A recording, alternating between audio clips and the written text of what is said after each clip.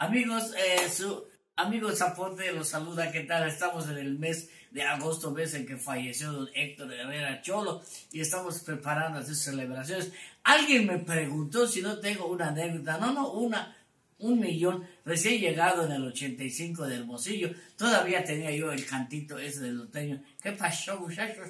Y me dio una chambita ya de ventero de cochinita en una obra que se llama Mancha hasta que me decida.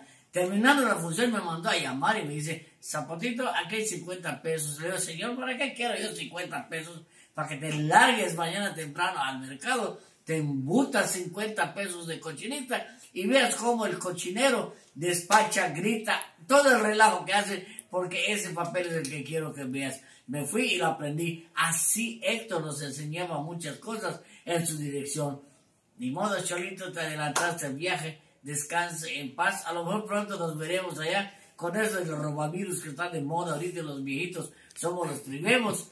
Descansa en paz, lindo hermoso. Descansa en paz.